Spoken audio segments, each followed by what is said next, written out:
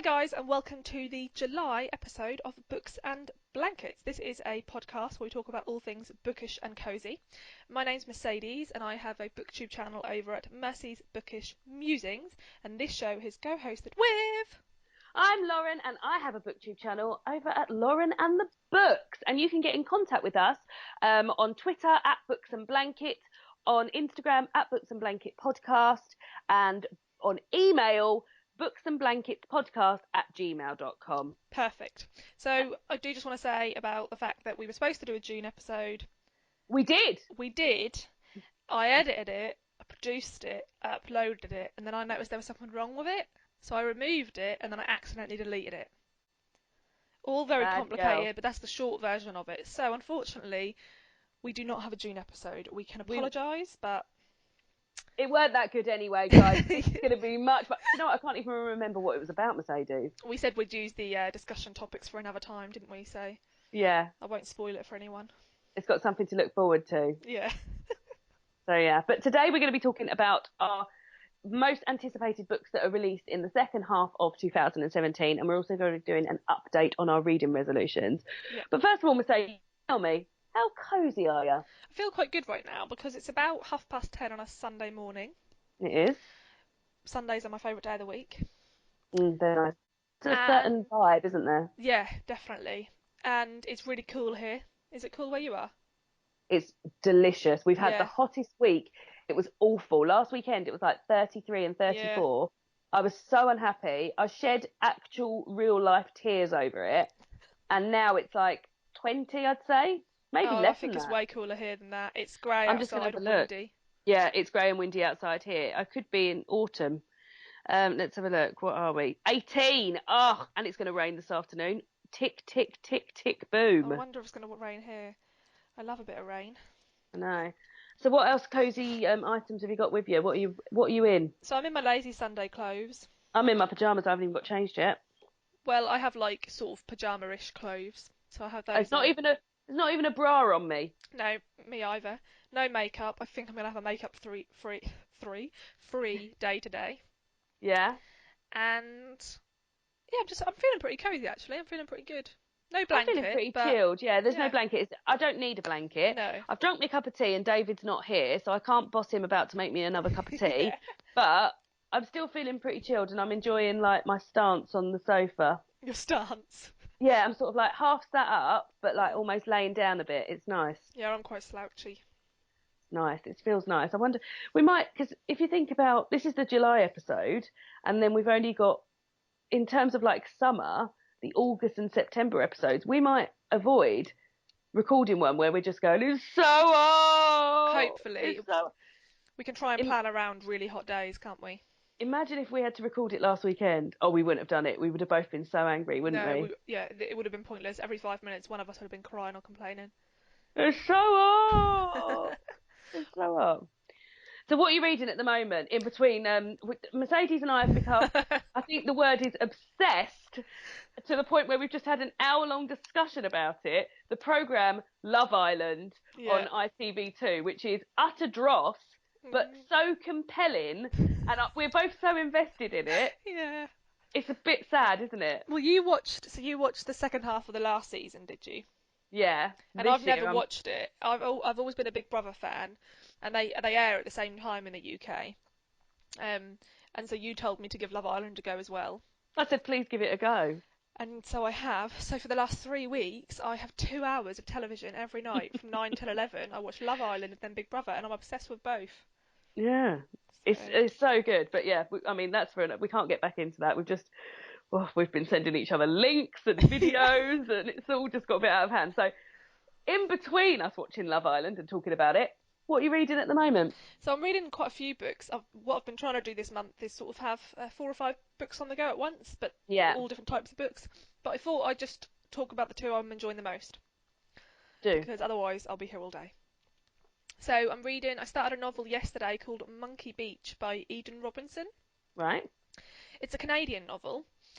Now, I don't know if I'm going to pronounce this correctly, but the lady who's written this is part of the Haisla community. Mm-hmm. So they're a First Nation community in British Columbia, so in Western Canada. Right.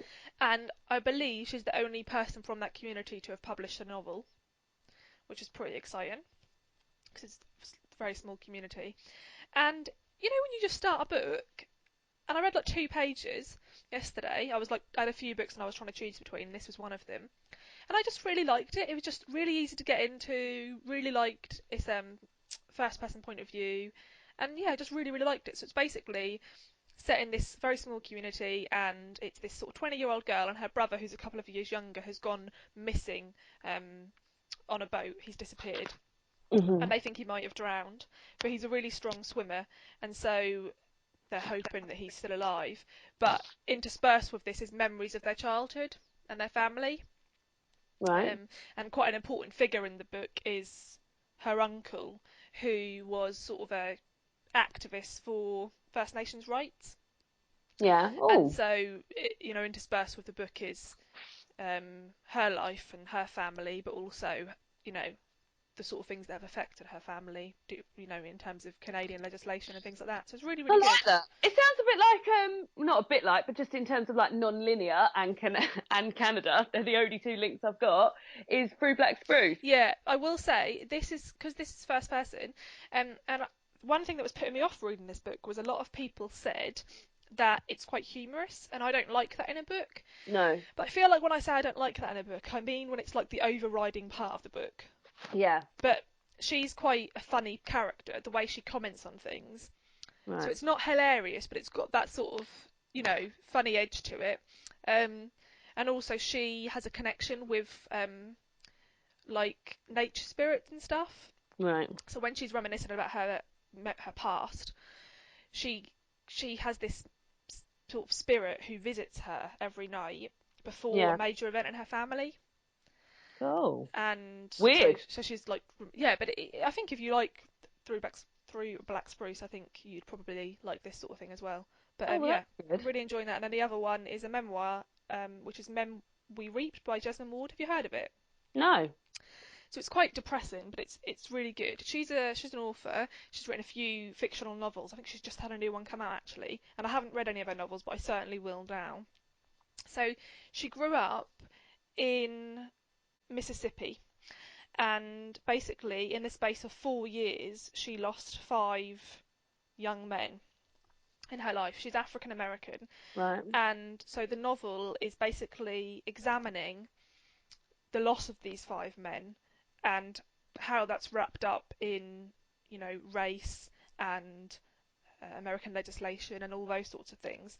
But how Yeah. it's written is that it's quite difficult to describe. So you'll have a chapter where she's telling you about from the moment of her birth up until when this novel was published. Right. So that's going chronologically. And then in between those chapters, you have a chapter that focuses on each of the men's deaths. Oh, right. Okay. But they're going the opposite way round. The So you reason, won't always link, the time won't always link not with at all, the not at person. all. Yeah. And So you might learn about that person a bit later on in yeah, her life, but they die at the beginning of that yeah. one. And I think the That reason sounds she's put good. the men in the opposite order is because actually, very, very sadly, her brother was the first to die, Right. and she's very close to him, and so I think she's done it so that she's building up to that. So the first death you hear about is the most recent one, and Yeah. she'll mention her brother's death in those chapters, and then you're constantly building up to the moment when she actually tells you what happened with him, as well as building up to her becoming an adult. It's really heartbreaking, obviously. It sounds really like a good, like interesting in terms of Yeah, it like the is. writing, like the layout of the chapters and stuff. Yeah, and also just in terms of like a family history, I really like that. You I can like tell it. she'd be a good fictional writer in terms of family drama. She's What's very that good called? at it. Men We Reaped. Men We Reaped. Writing it down in the notebook, Mercedes. Yeah, See it's it goes. really good. It's been out for a few years, and I kept meaning to read it, so I'm very glad that I finally got to it. Oh, good. What about you? Well, I'm going to talk about 2 books as well. I've actually had a really poor reading month. Guess how many books I've read this month so far? I think you told me yesterday. Was it 4? Yeah, 4, which is unheard of for me. Like, it's nearly the end of the month. Normally I read like 15 books a month. It's Love Island. It's Love Island. I honestly think it's Love Island. And I also think I haven't been doing the have a lot of books on the go at once. I've been reading one book at a time. So last night I picked up a graphic novel as well to sort of maybe hopefully get my get my numbers up, but then just ended up playing Cooking Fever, which is a strategy game about running a fast food restaurant on my into that. You've been playing that for months. I'm obsessed with it. I've spent actual real money, fake money in the game. I know. You know it's bad when you do that. David wasn't here last night for me to be like, normally I'd say like, shall I spend some money on it? And he'd be like, no, don't be stupid. Go and like make a cup of tea or have a bath, like take your money. And I was just like, well, he's not here. I'm going to buy it. So yeah, but the 2 books I'm reading at the moment, the first one, which I've almost finished, and is Into the Water by Paula Hawkins, who is the author that wrote Girl on the Train. You are also going to read this. Mercedes is going on hollybobs together in a couple of weekends time, and with Eleanor and Caitlin. And we decided to read this and then discuss it while we were there. I don't think you're going to like it. Well, I feel sad about that because I didn't want to read her first book at all, completely uninterested. But I heard about this one and thought it sounded really good because it isn't about like maybe about like witches. Like I don't think it's actually magical. No, it isn't to do with a historical witch location and like... Yeah, but that's as far as the witchiness goes. It's basically there's this pool called the Drowning Pool, which is in Beckford where they all live, and 2 women have recently lost their lives there. But historically, women were drowned there, and a little bit more recently, someone who lives in the village, their wife also killed themselves. So it looks like a lot of suicides, but as we're going further into it, it's becoming sort of evident that they're not perhaps suicides. Okay. I don't mind it, and I think it's a good summer read in that you could sit, and it's so easy to read. It's literally just like picking it up and just going through it. The chapters are really short. There's so many characters in it. Like I did this when I was talking about it on my booktube channel the other day, but the first 9 chapters have all got different characters. So the chapters are led by different characters. Some are back in time, some are present, but 9 characters in the first sort of chapters before anyone gets repeated. That's pretty. So I've got it on audiobook, so I'm now going to check if it's got different voice artists. artists. That'll be interesting if it is. It has. It's got different voice artists. Oh right, okay. Well then, there's 5. There's 5 voice artists. 1's a man and 4 are women. Yeah, there's many more female characters, which is something I do like about it. But yeah, I just feel like it's not really bringing anything new to the genre. Like I feel like I've read something like this before. So have you read her first novel? Yeah, and I did like it. You preferred that? Okay. I preferred Girl on the Train, to this. I sort of like that because the thing is, she's obviously been so successful. Yeah, how do you follow that? Yeah, and so she's probably done something completely different just that she wants to do. And to be fair, she can probably afford to do that now. So sort of good on her in a way. I got it on audio because it's not my sort of book, and usually I enjoy easier reads on audio because the voices add something to it. Yeah. So that's what I'm hoping. Yeah, and like I say, I haven't not enjoyed it. I've easily read it and like picked it up and put it down, and it's been fine. But I think that's all it's been for me. It's just been fine. So that's the first book I'm reading. The second book I picked up last night and then got caught in a hour and a half session of Cooking Fever, and that's Honor Girl by Maggie Thrash, which you love, don't you? It's a graphic memoir about a girl who goes away to summer camp, doesn't she? Yeah. And she's realising that she is gay. So, but I've only read literally the prologue. Like I'm like 8 pages in, but I really like the art style already. It's like bright, but not like in your face bright, like not like cartoony. Do you know what I mean? Not like superhero. See, I find that weird though because I always read graphic novels in one sitting. Well, that's the plan. That was the plan, Mercedes, and then. If I'm being honest, I was watching some videos about Love Island and I was playing Cooking Fever. So that's how it happened. But I've got to finish Into the Water today because I'm discussing it on my Facebook book club tonight. Yeah. And then I'm going to crack on with Honor Girl. But I feel excited about it. Yeah, it's really good. Yeah. So they're the books that I'm reading. So we're going to talk about now the books that we are excited that are coming out in the second half of the year. We did this at the beginning of the year, didn't we? And said that we'd get halfway. When we got halfway through, we do the next half. So we're going to. I've laid it out. We're going to take it in turns, and we've done them in sort of date order of which they're coming out. So mine's the first one, and that's coming out on the 24th of August. And it's a cookbook, Mercedes. It's 5 Ingredients, Quick and Easy Food by Jamie Oliver. And I was thinking, oh, should I even include this? But I am actually really pumped for this, so there is every reason I should include it. It's published by Michael Joseph, which are an imprint of Penguin. So Jamie Oliver is a very famous chef in the UK. I feel very, very excited about his cookbooks. I own all of his cookbooks. They're some of my favourite cookbooks, and they're just very, very accessible and great. And he really does. It's not like an ordinary cookbook where you get a few sort of like crappy vegetarian cauliflower cheese recipes shoved towards the end. He does some good vegetarian and pescatarian recipes, and all of these recipes are going to include 5 ingredients, which will be amazing. So I feel very, very excited for that. That's out on the 24th of August, which is early, because that'll be like a big Christmas bestseller. We talked about this briefly, didn't we, before we were in, but early to get these books out that are going to be like massive Christmas sellers. That's out on the 24th of August. So I had to mention it. It's a book and I'm really excited for it. It ticks both the boxes. Yeah, perhaps you'll have to tell me what you think, because I'm a rubbish cook, but I feel like limiting myself to 5 ingredients might help me. You can't go wrong. Yeah. You just do it. Yeah, so it should be, I'm looking forward to seeing what's in there. What's your one, Mercedes? So my first one is a novel, and it's My Absolute Darling by Gabrielle Talent. It's being published in the UK by Fourth Estate and in the US by Riverhead. Both are in beautiful editions, and it's been published on the 29th of August. And I'm very excited for this one. This literally sounds like the sort of books I read, so this is going to be no surprise to anybody, to be honest.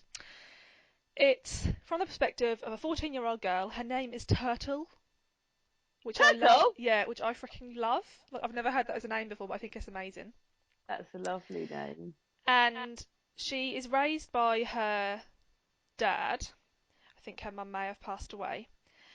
And it's set in Northern California.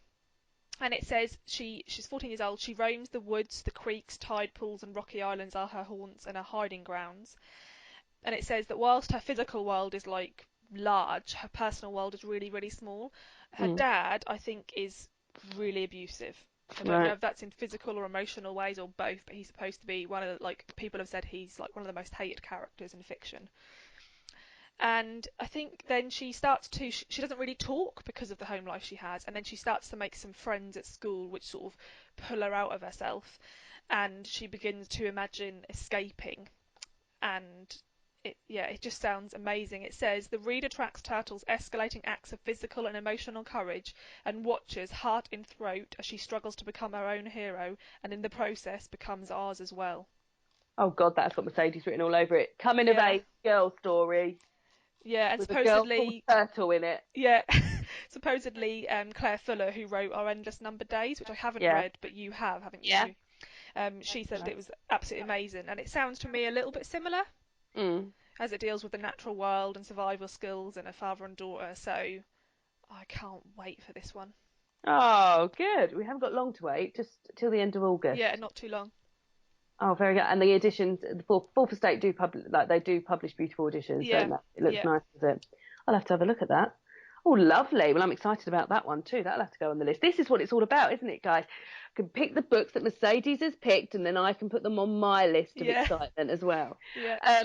The next one I'm looking forward to is White Book by Han Kang, which is published by Portobello on the 2nd of November. So, Han Kang, you've read Human Acts, haven't you? Yeah. I've read The Vegetarian and also Human Acts. I love The Vegetarian. It's one of my favourite books of 2016. Human Acts I've read this year, and use the word enjoy is very, very difficult with a book such as Human Acts, but I thought it was good, but I found it so uncomfortable to read, and it was so visceral and gory that I don't mean problems with it, but I found it a really uncomfortable read. So yeah, it's not an easy read. No, but I think she's amazing, and I can't wait to read what else she's got. And this sounds so strange. Have you heard anything about this yet? Yeah, it reminds me a little bit of The Description of Bluets by Maggie Nelson. Yes, yeah. I haven't read that, but I've seen people talk about it, and so I'll read the stuff from the Portobello website, because I just feel like I couldn't explain it myself. It says both the most autobiographical and the most experimental book to date from South Korean master Han Kang. Written while on a writer's residency in Warsaw, a city palpably scarred by the violence of the past, the narrator finds herself haunted by the story of her older sister who died a mere 2 hours after birth.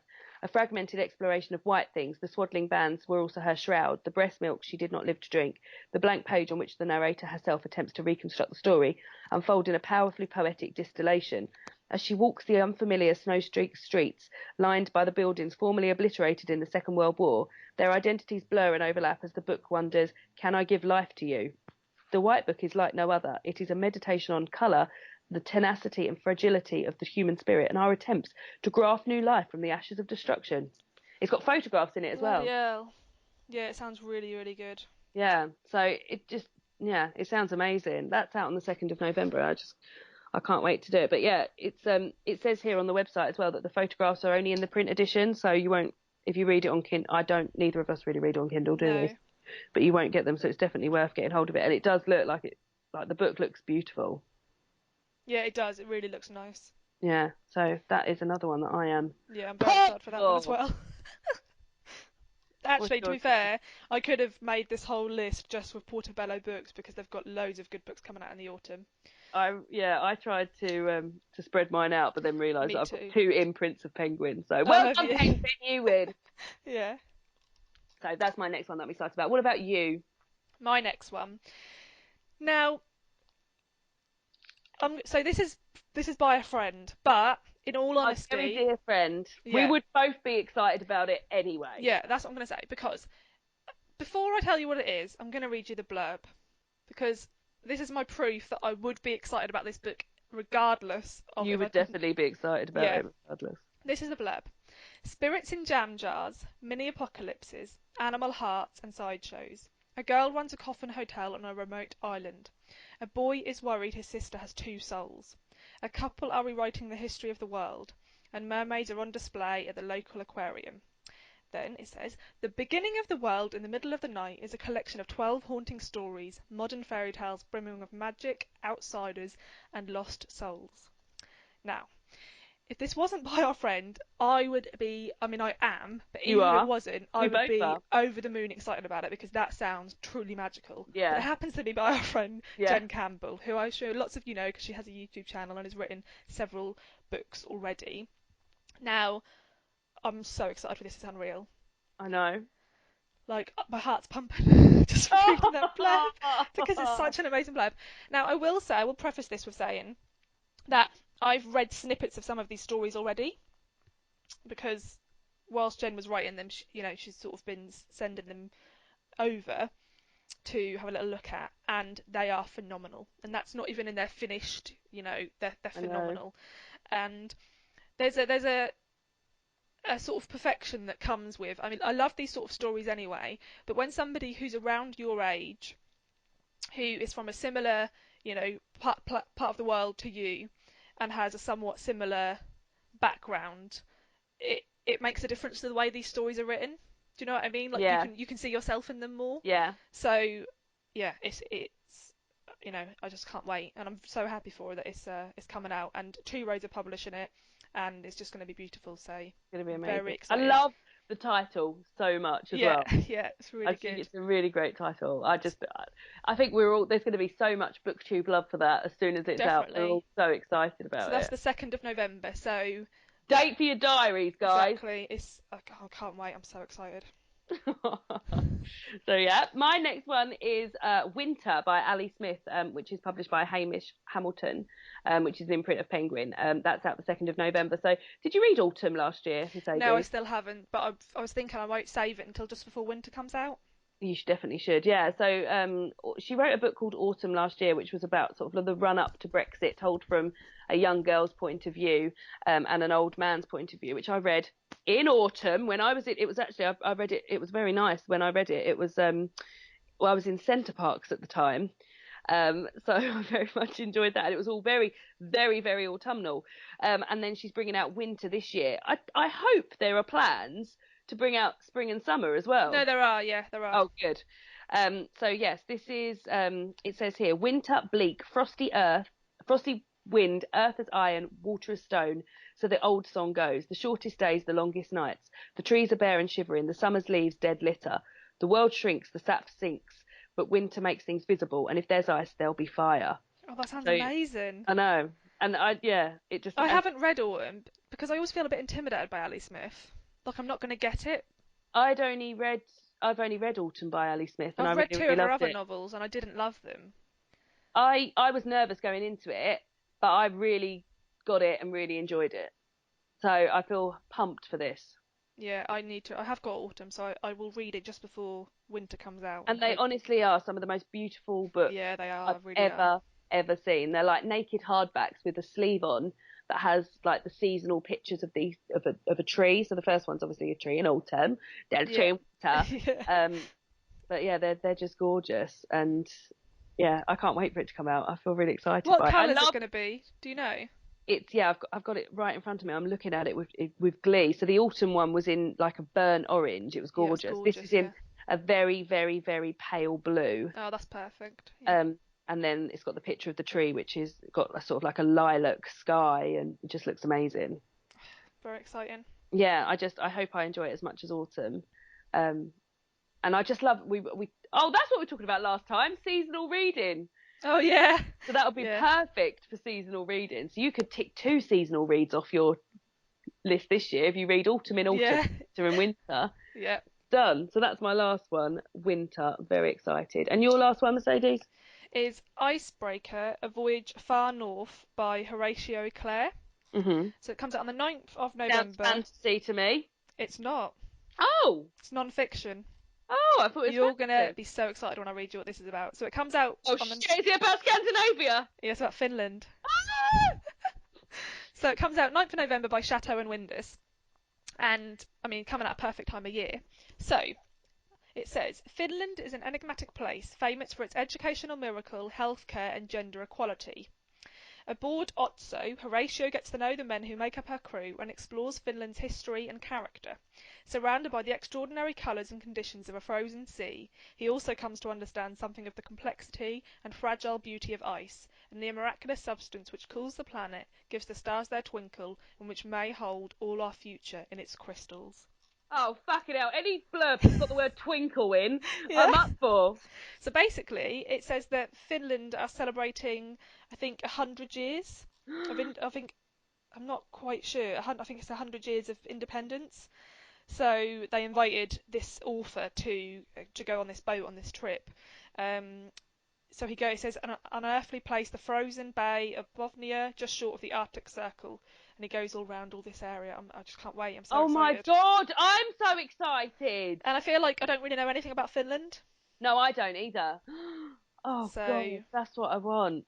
Yeah. Because I've been, ever since like Strangers in Iceland last year, I haven't read anything like that. And that sounds like that's going to fill a sort of Strangers in Iceland hole for me. Yeah, definitely. And I think they've obviously, this novel's come at the right time. They know this is when Scandinavia's pretty hot topic right now. And so they know that Finland is probably the one being ignored, so they're capitalising on it. But I can't wait. So. Oh my God, I can't wait either. So excited. I'm so excited. That sounds amazing. So those are 6 books that we are looking forward to for the rest of the year. We'd love to hear the books that you're looking forward to, so do write in the comments. And now we're going to do a little update on our reading resolutions and how we've been getting on, aren't we? Yes, we are. So what we're going to do is we're going to touch on the goals we mentioned in the January episode. So if you want to go and listen to that, obviously feel free. And we're going to, recap on if we're managing the goals and then mention if we have any sort of changing goals for the rest of the year. So one thing I just want to quickly touch on, seeing as we've just mentioned the books we spoke about for the second half of the year, I'm going to mention the ones we spoke about for the first half of the year. Mercedes! And see if we've achieved our goals. So, Lauren, the first book you mentioned was Swimming Home by Claire Fuller. Have you read it? No. No. I have, and I didn't even mention it on my list. Right. So you've not done very well there, have you?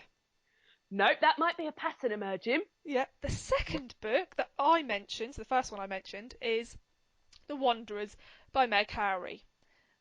I've read it. You've also read it. I've read it too. Yeah, I read one! Well done. I didn't enjoy it, very sadly. I was very excited about it, so that's a bit of a disappointment. I thought it was okay. I didn't have any strong feelings about it, but I thought it was okay. Then your next one. Oh, Oh, you, my phone was going, sorry. Your next one is Homegoing by Jesse. yeah. Have you read it? No. I have. Not on my list, but I've read it. So Then... far, 3 out of 3. 3 out of 3 to you, Mercedes. Yep. Then the next one I mentioned was Assassin's Fate by Robin Hobb. Yeah. I've read it. I have not read that. No, so I've got 4 out of 4. Yeah. Then these last two, neither of us have read. So you mentioned The Accusation by Bandy. Yeah. Yeah. And I mentioned The Things We Lost in the Fire by Mariana Enriquez. Haven't read either. So, pretty bad show for me. You've done very well. 4 out of 6. I've not done badly. Very well indeed. So I just wanted to mention that to highlight how amazing I am. Yeah, you are amazing, and I'm terrible. And Yeah. but I look back and think about how excited I was about those books, and then I just haven't read them. Yeah, But well, I feel like I feel differently about these 3 books than I did about the other 3 books. So maybe I will read these. But onwards with our reading list. I'm mortified that I haven't read any of those. Fucking mortified. Well, you should be. Yeah, I am. So, on to some hopefully more successful goals. So, I didn't have an amount of books I wanted to read. You did. You said 150 books for the year. I did. Have you not set your Goodreads of anything then? Okay, so I actually set my Goodreads at 200. Yeah. Which was very, very silly. It's never going to happen. So I'm actually going to change it to 150. Yeah. And like, I think like twins. Yeah, and I think that's fairly achievable. If I do that now, because then I can see how on track I am. Yeah. So, how on track are you? How many have you read? I've read 64 books. I'm 7 books behind schedule. As you know, I said earlier that I've only read 4 books this month. So if I'd have read my normal amount this month, I would be ahead of schedule. But I am 7 books behind schedule. I don't feel worried about that. That's definitely something I can pick up on. Something that has been happening, I've been listening to my Harry Potters on audiobook. So they're very long. So that's something. So I'm not getting my normal audiobook, like, quota, speeding. if you know what I mean. So normally I'd be listening to at least 2 audiobooks a month, but where I'm listening to Harry Potter, I'm not. I'm listening to 1. Yeah. So I don't feel concerned about that at all. Although I'm 7 books behind, I'm going to finish a book today. I could potentially finish 2 books today. I think I'll be back on track by the beginning of September. Okay. Flash forward to September when I'm 20 books behind. No. Well, I'll be back. I don't feel. You can hear it in my voice. I feel no bother about it. I feel like it's completely fine. Yeah. Okay, so I've just changed mine to 150. Yeah. I put mine at 200 because I really wanted to decrease my TBR, which was around 350 books. And it just got, like, in terms of physical books I owned and hadn't read, I just felt like it got too much for me. I think it's fine what other people want to have, but for me, I just think it got to be too many. And so I wanted to decrease it. But in order to read 200, I'd have to purposely select the short books, which isn't something I want to do. So I've just decreased it to 150. And I've read 62 books so far this year, so I'm 9 books behind. Oh, very good. We're similar. So we're quite similar. And now I will say that my reading this year has been pretty poor until the last sort of 5 weeks. I've been reading very little. I had some months where I only read about 6 books. It's not been going very well in terms of quantity and quality. But the last sort of 5 or 6 weeks, as well as watching Big Brother and Love Island, I spent an awful lot of time reading and really getting back into it. And so I've sort of managed to really catch myself back up with where I'm at. So I just had a look, and the most books I ever read in a year was in 2015. Yeah. I read 157. Oh, right, okay. So it would be quite nice to beat that, but, you know, I don't mind if I don't, really. No. Do you feel bothered about it? You don't care if you don't make your thing? You don't punish yourself or... Oh, no, like last year I forgot I even had a target.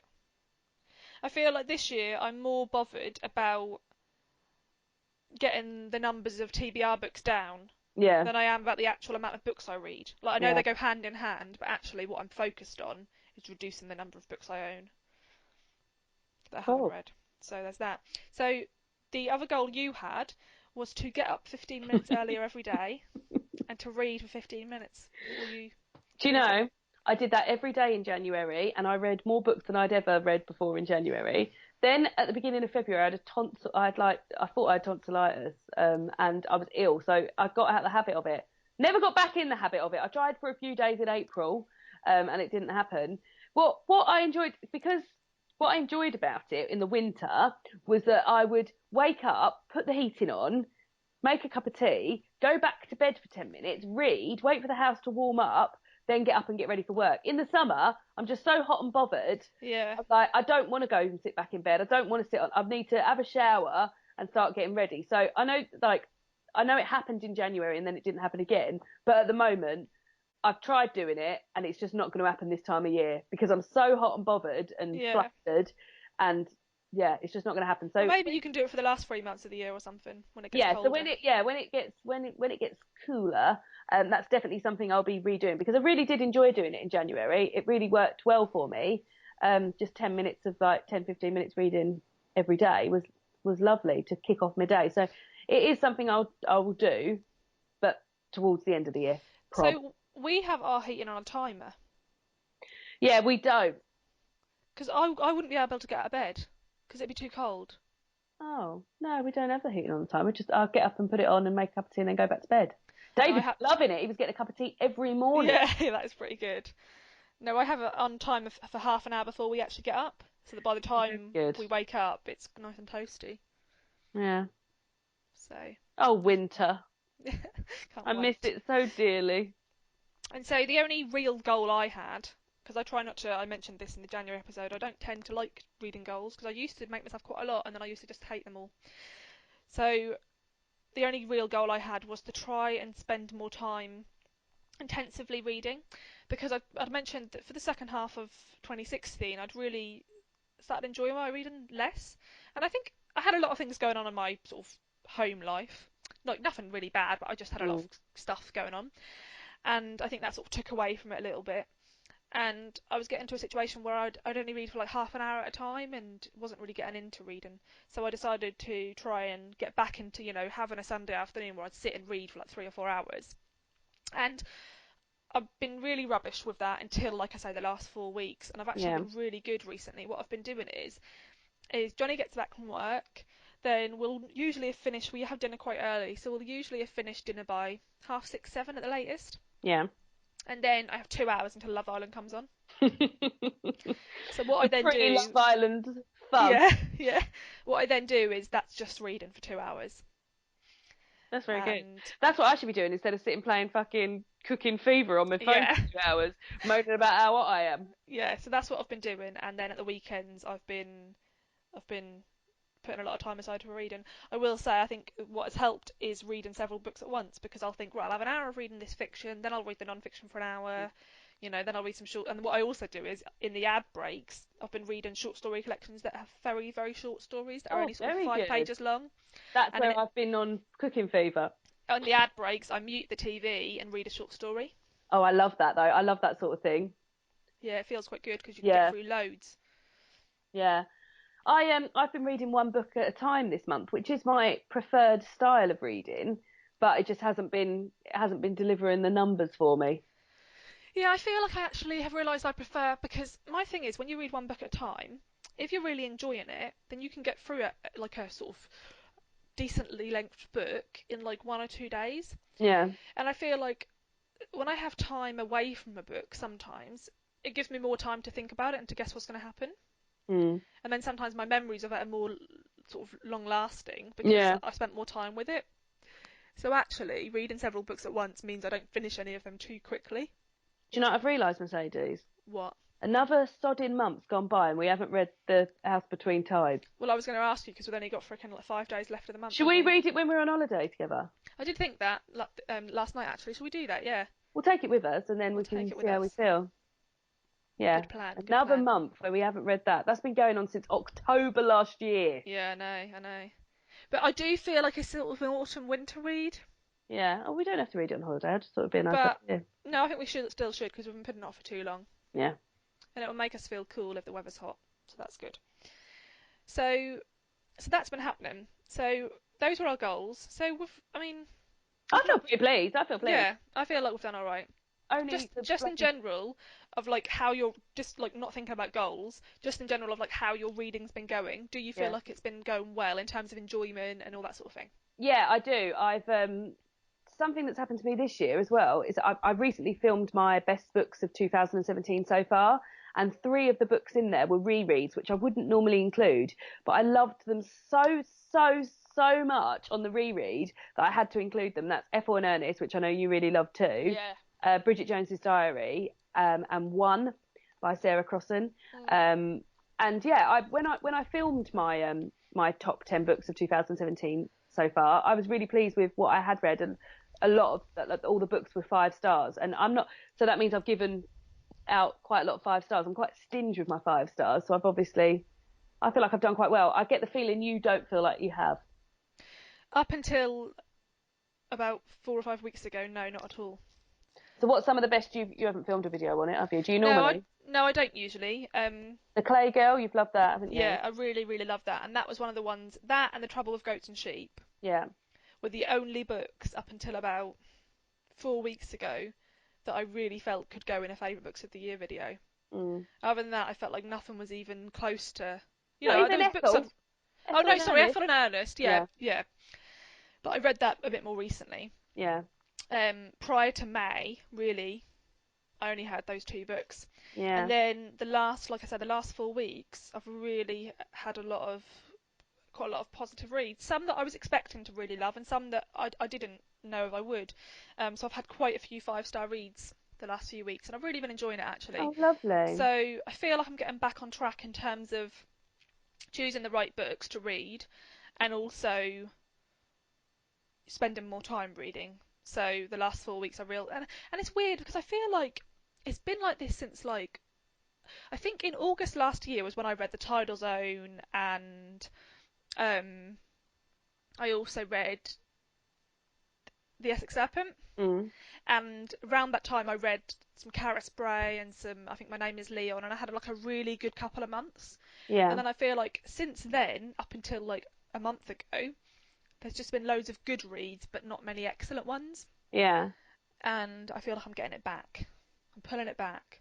So I'm hoping that the second half of the year is really strong. And Yeah. one thing I did say in our January episode was that I realised that in 2016, I'd really read a lot of literary fiction, realist literary fiction. I'd really stopped reading sort of weird fiction. Yeah.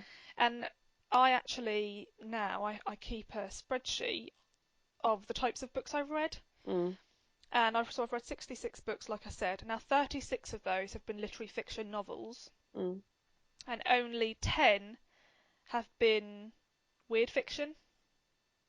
Mm. So I still haven't been reading much weirder stuff. Yeah. So I The do still realist want to try literary and do stuff that. I've read this year, like English Animals, we both really like I that as well, loved it, didn't yeah. we? Well, that was a 5. You went back and changed that to a 5 star, didn't you? Yeah, I did. Yeah, I Yeah. loved it too.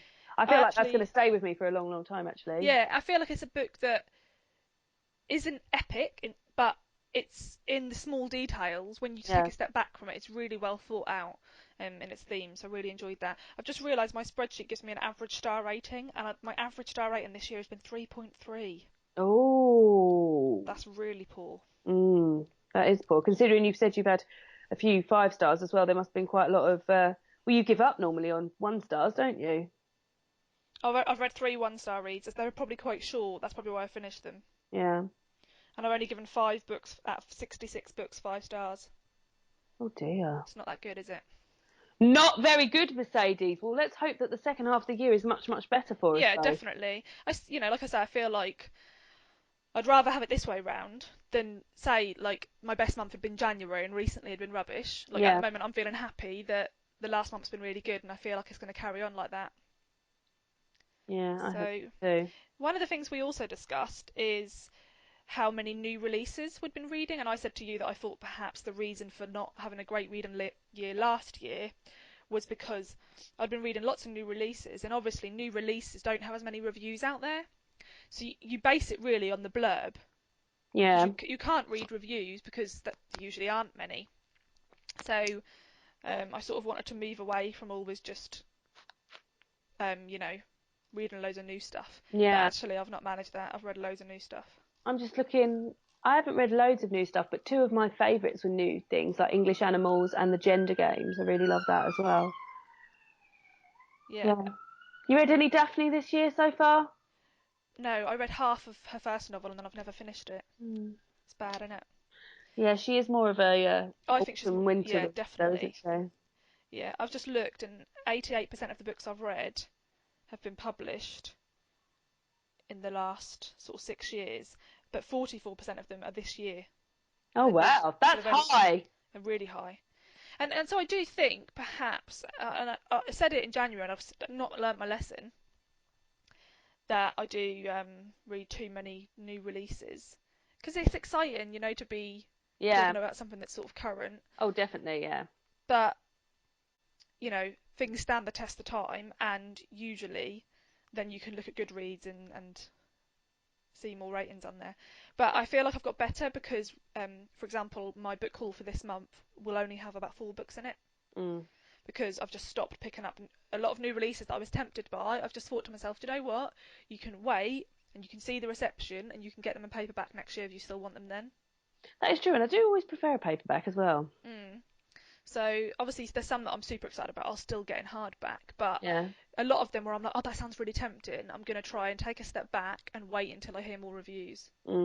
Because otherwise I just get overwhelmed with 2017 books and then everything else gets ignored. Oh, no. It's just not fair, is it? It's not fair! So, have you got any new goals you want to instate for the second half of the year? Oh, crush, you've sprung that on me, Mercedes. Yeah? Do I have any new goals?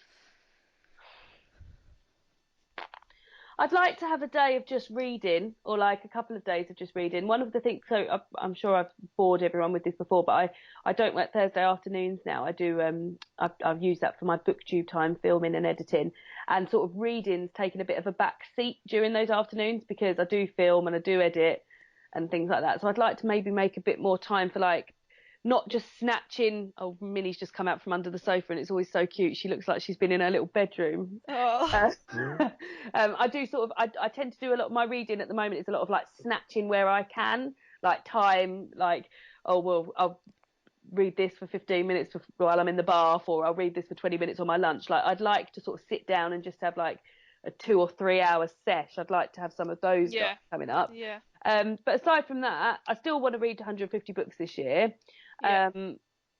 But yeah, aside from that, not much else. I'll tell you what I haven't read much of this year, and I don't feel concerned about it, but I haven't read any classics. No, I haven't. Any at all. Yeah, I used to do a lot more a couple of years ago, and then I've just really stopped the last couple of years. Yeah. What about you? I don't really have any specific ones. I want to carry on with 150 books. Yeah. And I want to carry on with trying to read for longer periods of time because I've been enjoying that. But other than that, I'd just like to diversify it a little bit. And it's difficult because, part of me will think just pick up what you feel like. But another part of me will think that, sometimes if you just pick up something that you haven't been considering, you'll still really enjoy it. Like, so just go for it. So I feel like I keep thinking about all the non-fiction books, but when I actually look at the amount of non-fiction books I've read 3. Oh. That's really poor. But yet I have so many amazing non-fiction books on my shelves, and I keep buying them. Yeah. But yet I don't read them. I know that. Yeah, it is easy. I'm just having a look at my the books I've read this year. 3. Saying that, I've read 3 graphic novels which were memoirs, so I've read 6. But I mean, that's bad. I've read 1, 2, 3. Oh, more than I thought. I think you've read more than me. Yeah. 2 of them were in my top 10 as well. I read Girls Will Be Girls. I read Swimming Lessons. Did you? Yeah. And you can't even remember it. I gave it 3 stars. Yeah, I did as well. Actually, I think I remember us talking about it. Yeah, I bloody read it. So I did read it. You read 1. I read it. Well done. Oh, well, even looking through that, I should have looked at that earlier. Well, you were mugging me off. They say in Love Island. Yeah, I read it. Oh, good. Oh, that makes me feel happy. No, just got to beat that. Read 2. Don't cut that bit out, Mercedes, where I said yeah. lessons. Yeah, you got to read a bit more. What non-fiction have you read then? Oh God, I think I read the Hate Race by Maxine Beneba Clark, which is Oh, yeah, yeah, yeah. one of my favourite reads of the year. I want to get hold of that. It's really, really good. And I read Blood at the Root, which was Patrick Phillips. It was really, really good. Which is about a small town in, I think, Georgia in the US, where there was an incident in the 1920s where some black people were accused of a horrible crime, and then after that, any black residents of the area were chased out. And God. it carried on until like the 1990s. It's horrendous. That was really good. And then I listened to on audio A Mother's Reckoning by Sue Klebold. She's a mother of one of the Columbine shooters. Yeah. That was quite interesting. So that's really cool right. because I have so many amazing non-fiction books on my shelves. Have you read or do you own Girls Will Be Girls by Emma O'Toole? Oh, I read it. I think it's fantastic. Yeah, it's amazing. Yeah, really, really good. Actually, now I've said that, I feel like we've spoken about that before. Yeah. So I always think what I should say is, for every 5 books I read, one should be non-fiction. Yeah. And I don't feel like that's too high a number. No. But I never seem to manage it. But I really want to, because when I look at my non-fiction shelves, there's like so many I want to read immediately. So yeah, that's one thing I'd definitely like to change. Well, we've already got one that we want to read, Icebreaker, A Voyage for the North. Yeah, yeah. So we've got that to look forward to. But yeah, I feel pretty pleased with how the reading's going and how it's gone so far. So that is our little recount on the last 6 months of reading. Lovely stuff. What are you going to read next? I might read next Christodora by Tim Murphy, which is a 2017 release, and it's fiction, so it's not helping me with any of my goals. But it is a book. So there's a building in New York called the Christodora Building. Yeah. And it was built in the 1920s. It's a real building. It was built in the 1920s. And in about midway through, I think like the 1960s, it became a slum, and lots of heroin addicts and like vagrants lived there. Right. And then I think in the 1980s, it was redesigned as like a luxury accommodation. Oh, right. And so it follows the history of this building, but whilst following the history of this building, it follows the history of gay rights in America and the AIDS epidemic and everything that happened around that. Oh. But the book focuses on loads of different people who've lived in the Christodora, and it's non-chronological. And so it's fiction? Yeah. Oh. And their stories are all told alongside one another, and I've heard really amazing things about it, so I'd like to read that because it's Pride Month. When this airs, possibly, will be, I think, Pride. When's the actual march? Is it on the 1st or the 8th of July? Let me have a look. It started yesterday in London, I think on the 24th. I'm just about to tell you. The whole event, but the actual march is on the 9th. Yeah. No. Oh no, the main event is on Saturday the 8th. Yeah. So I'm trying to read this month. I've read lots of books that have either LGBT plus characters or are by LGBT plus authors. Yeah. And that's one I've really wanted to get to. So I want to try and read that one. What about you? I think next I'm going to read Mad Girl by Bryony Gordon. We're reading that in my book club at work. That's a non-fiction book about Bryony Gordon. She runs a podcast called Mad World. It's been in the news and sort of people are aware of it because her first guest was Prince Harry, who coincidentally used to go out with Camilla from Love Island. And that's just about her sort of journey with OCD and things like that. It's supposed to be really, really good. Everyone that I know that's read it at work has loved it. So I feel quite excited about that. Also, do you know what's like looming out at me on my bookshelf at the moment? I feel like I might read it next month. Is The Possessions by Sarah, is it Flanagan or Flanagan? I've not heard of that. Yeah, I was with you when I bought it, Mercedes. It's about, it's a bit like Black Mirror. They bought, let me go and get it. I weren't paying attention, obviously. Mercedes, I was with you when I bought it and I spoke to you for about 15 minutes about it. It's by Sarah Flannery Murphy, and it's about people being put in other people's bodies when they die. For 5 years, Edie has worked for the Elysian Society, a secretive organisation that provides a very specialised service. Its clients come to reconnect with their dead loved ones, by channeling them through living bodies. Edie is one such body, perhaps the best in the team, renowned for her professionalism and discretion. So, yeah. Oh, that's very weird. Yeah, that's published by Scribe. So, yeah, I feel like I want to... Yeah, that sounds quite interesting. I've not heard of it either, so that might be an interesting one. One last question, which you probably don't know the answer to. But have you got any idea of how many books so far this year you've bought or received? No idea, because I gave up on my spreadsheet because I can't commit to anything, Mercedes. You're pathetic. I've no idea. And do you know what? I feel now I hear you talk about your stats, I feel jealous. So I can only imagine I'm going to feel at the end of the year when the stats are all coming out. So next year I anticipate to really stick to a spreadsheet. Yeah, you should do. I love it. I've had 115 new books. Fucking hell! Which is awful, because I've only read about half of that. So I keep saying I want my TBR to go down, but it's not going to go down, is it? If I keep getting double the amount of books I read. If I just do a sort of so I've got 2, 4, 6, 8 books there waiting to haul, and I've been doing like a haul a month. Yeah. So 8 times, where are we? This is 7. That's... No, this is the 6 months. You've only done 5 times that, so you've done 40. So that'd be about 50 books. Yeah. Maybe. But that's if... I reckon you haul more than that on average. Oh, I know that's a lie already, because when I went to see Simon in January, I come back with like 30 books. Yeah, exactly. So, yeah. So don't listen to me. I'm talking shit.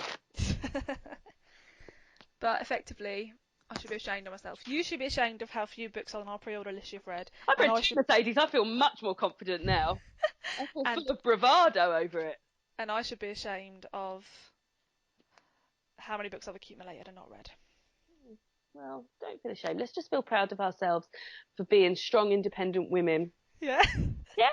Yeah. And you can contact us, strong, independent women, on Good one. Twitter at Books and Blanket, on Instagram, Books and Blankets Podcast, or you can email us, booksandblanketspodcast@gmail.com. I'm going to go into some breakfast now. I'm going to go and get... What you having? Some sort of avocado and egg melange. Go to the shop to get it. I've got an avocado and I've got eggs, but I want a sort of vessel for that. So maybe I'm looking for some high-end bread. Yeah. Sounds good. What are you doing? I guess I should probably go out and get some sort of lunch stuff as well. I've not really got anything. Well, my plan for the rest of the day is I was going to film some videos. I'm going to film some videos. But I don't know if I can be bothered to put makeup on. Oh dear. Life. That's the life. So thanks for tuning in, guys, and we will see on that note. Thanks for tuning in, guys, and let us know down below the books you're most excited about, how you're getting on with your reading resolutions, etc., etc., and we'll see you all again next month, won't we, Mercedes? Yep. We don't know what we're talking about. Don't know. We never know. We never know. Right. Thanks for listening. Bye.